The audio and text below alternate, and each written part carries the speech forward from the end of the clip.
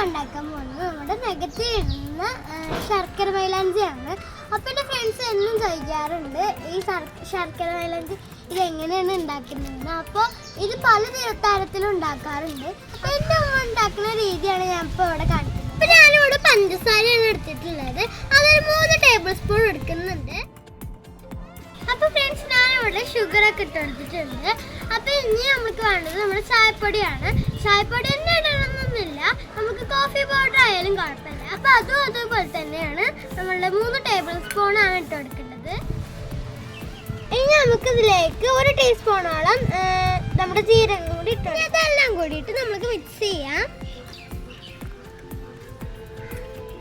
ഫ്രണ്ട്സിനാണ് ചിന്നാണ് എടുത്തിട്ടുള്ളത്. അപ്പോൾ നിങ്ങൾ കണ്ടിട്ട് മേടിക്കുന്നുണ്ട് ഫ്രണ്ട്സ്. അപ്പോൾ ഇത് വന്നിട്ട് ഞങ്ങൾ എപ്പോഴും ഇതിൽ തന്നെയാണ് ശർക്കര മൈലാഞ്ചി അങ്ങനെയൊക്കെ ഉണ്ടാക്കാറുള്ളത്. അപ്പോൾ ഞാനെന്താ ഇങ്ങനത്തെ പാത്രം എടുക്കും കാരണം വെച്ചാൽ നമ്മളുടെ ഇപ്പോൾ നല്ല പാത്രങ്ങളൊക്കെ എടുക്കുമ്പോൾ നമ്മൾ പഞ്ചസാര മെൽട്ടായി വരുമ്പോൾ ആ സൈഡിലൊക്കെ ആവുമല്ലോ, അപ്പോൾ അത് കഴുകാൻ നല്ല പാടൊക്കെ ഉണ്ടാവും. അതുകൊണ്ടാണ് ഞാൻ ഇങ്ങനത്തെ ഒരു പിന്നെടുത്തിട്ടുള്ളത്. അപ്പോൾ ഞാൻ ഗ്ലാസ് വെച്ച് കൊടുത്തിട്ടുണ്ട്. ഇനി നമ്മുടെ ഈ ഗ്ലാസിൻ്റെ സൈഡിലായിട്ട് നമ്മൾ മിക്സ് ഇട്ട് കൊടുക്കുക. അപ്പോൾ ഫ്രണ്ട്സ് ഞാനിവിടെ ഗ്ലാസിൻ്റെ 4 സൈഡ് നല്ല ഫില്ലാക്കി കൊടുത്തിട്ടുണ്ട്. അപ്പോൾ ഇതിൻ്റെ ഉള്ളിൽ ആവി വരാത്ത രീതിയിൽ ഒരു ബൗളിൽ കുറച്ച് വെള്ളം വെച്ച് കൊടുക്കുക. അപ്പോൾ ഫ്രണ്ട്സ് നമുക്ക് ഇനി ഒട്ടും സമയം കളയാതെ ഇനി നമുക്ക് ഇത് വന്നിട്ട് നമ്മൾ ഗ്യാസിൽ വെച്ചിട്ട് നമ്മൾ 10 മിനിറ്റ് ഒന്ന് ചൂടാക്കി എടുക്കുക.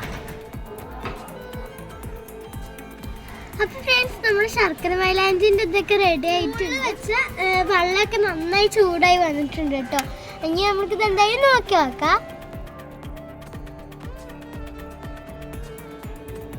അപ്പോൾ ഫ്രണ്ട്സ് നമ്മളുടെ ലിക്വിഡൊക്കെ നമ്മളുടെ ഗ്ലാസ്സിലായിട്ടുണ്ട്. ഇനി നമുക്ക് നല്ല ചൂടൊക്കെ ഉണ്ട്, പുറത്തേക്ക് എടുക്കണം. ഫ്രണ്ട്സ് നമ്മൾ ലിക്വിഡൊക്കെ ഇവിടെ റെഡി ആയി കിട്ടിയിട്ടുണ്ട്. അപ്പോൾ ഫ്രണ്ട്സ് ഇനി നമ്മുടെ ലിക്വിഡ് ബൗളിലേക്ക് ഒഴിച്ചു കൊടുക്കാം.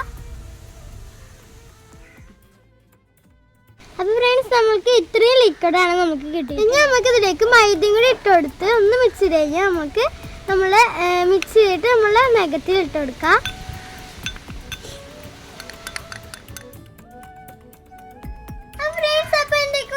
ഇഷ്ടമായി വിചാരിക്കുന്നു. അപ്പോൾ ഇത് ഞാൻ നെഗറ്റീവ് ഇടുന്നത് അതുപോലെ തന്നെ ഇതിൻ്റെ റിസൾട്ട് ശരിക്കും കളർ ആവേണ്ടതെന്നൊക്കെ എന്താണ് ഞാൻ അടുത്തൊരു വീഡിയോ ആയിട്ട് ഇടാം. അപ്പോൾ ഇത്രയേ ഉള്ളൂ. ബൈ.